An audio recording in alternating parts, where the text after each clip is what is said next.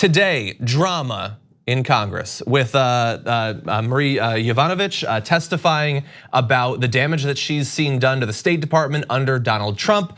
It was very emotional, and I'm not just saying that. People on Fox News are saying that, but I want to give you a little bit of an idea of what was going on. If you haven't really been following this, what is her deal? Well, she was the target of Rudy Giuliani-led attacks, falsely accusing her of, among other things, working to thwart Trump's Ukraine policy and being close to the previous Ukrainian president. That smear campaign ultimately led to her unceremonious dismissal months before her time was up. And because of how that went, it became a big part of this ongoing scandal. Now, some of what Marie said includes, I still find it difficult to comprehend that foreign and private interests were able to undermine US interests in this way. These events should concern everyone in this room. If our chief representative is kneecapped, it limits our effectiveness to safeguard the vital national security interests of the United States. And sort of broadening her scope a little bit, she said, as foreign service professionals are being denigrated and undermined, the institution is also being degraded. This will soon cause real harm if it hasn't already. The State Department is being hollowed out from within at a competitive and complex time on the world stage. This is not a time to undercut our diplomats. So when I read through that, some of her testimony, she was saying that the first thing, and maybe I'm a glutton for punishment, but the first thing I think of is what could possibly be the response to this to try to either downgrade it or eliminate it or say maybe it's just a false testimony, which a lot of conservatives, of course, that's their only objective here. So the first thought that always comes, and this is a very easily played card, is, oh, she's a disgruntled former employee. Yeah. So to say that this particular diplomat being kneecapped would hurt our relations with foreign countries, or that the denigration of our State Department and all of our institutions actually hurts us in the broader field with international relations. When that's the basis for why she's saying this, you have to dispute that before you call her a disgruntled employee. You can say that flippantly, disgruntled employee. And then, so the next question, I feel like I always say this, the next question, the follow-up should be, so why do you think so? What is it that she said that you think is made up? Has he been denigrating our State Department? Has he been denigrating all of our institutions, our law enforcement, our federal law enforcement officials? Yeah. Has he been doing that? Yes or no? That's a factual answer to the question, and the answer, of course, is yes, he has. So, and then after you honestly answer that, then ask yourself, does that hurt us internationally? Yeah. Ask any expert; they'll tell you that it does. Yeah. Implicit in the statement that you just said was that experts matter. And they don't necessarily agree. And they also don't think that these organizations have any value outside of their ability to serve a right-wing president.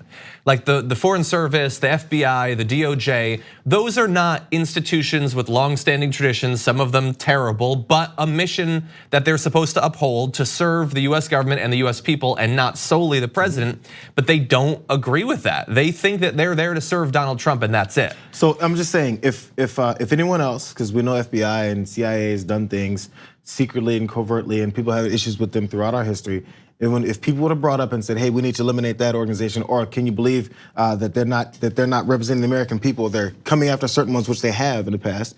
These same types of folks would say, "How dare you denigrate our institutions?" Because you agree with what they were doing in those moments. Exactly. So it can't be based off of whether or not you want it to fit your narrative. I agree. Now, as I pointed out, her initial testimony was fairly well received. JR is saying, how exactly do you simply, dismiss what she said? It might be a little bit hard, even for some people at Fox News.